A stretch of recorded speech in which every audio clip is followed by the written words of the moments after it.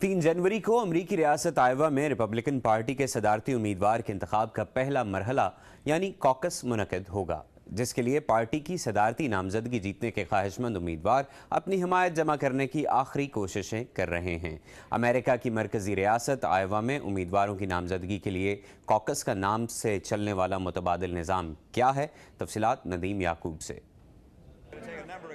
अगरचे सर्दी का मौसम अपने अरूज पर है, रियासत आयोवा और कुछ और अमरीकी रियासतों में सियासी माहौल काफ़ी गर्म है, क्योंकि अगले साल के सदारती इंतखाबात के लिए सबसे पहला फैसला अमरीकी रियासत आयोवा में होगा।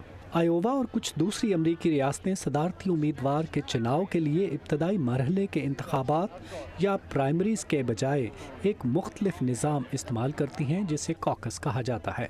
जॉन हॉपकिंस यूनिवर्सिटी के बेंजामिन गिन्सबर्ग कहते हैं कि कॉकसेस प्राइमरी इंतखाब से ज़्यादा मुश्किल होते हैं। एक खास सियासी जमात के अरकान पूरी रियासत के मुख्तलिफ मकामात पर इज्तिमात में तमाम अहम इशूज़ पर बहस करते हैं और फिर शुरका में से डेलीगेट्स चुनते हैं। फिर पूरी रियासत से डेलीगेट्स को परखा जाता है। इस चुनाव से ये तयन होता है कि हर नामजद उम्मीदवार को कितने डेलीगेट्स की हिमायत हासिल है, जो बाद में पार्टी के कन्वेंशन में बाकायदा तौर पर कोई उम्मीदवार मुंतखब करते हैं। कॉकस का अमल ऐसा है कि हर मुमकिन उम्मीदवार को रियासत भर में हमायत हासिल करने के लिए भरपूर मेहनत करनी पड़ती है। जॉर्ज टाउन यूनिवर्सिटी के मार्क रोम का ख्याल है कि कॉकसेस के नताइज दुरुस्त नहीं होते।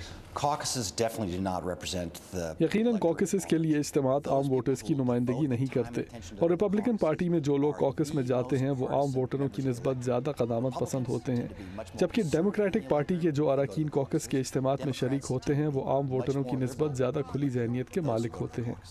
मगर कुछ लोग जैसे हार्वर्ड यूनिवर्सिटी के लोरेंजो मॉरिस इस निज़ाम को जमहूरी इक़्तिदार का तर्जुमान समझते हैं।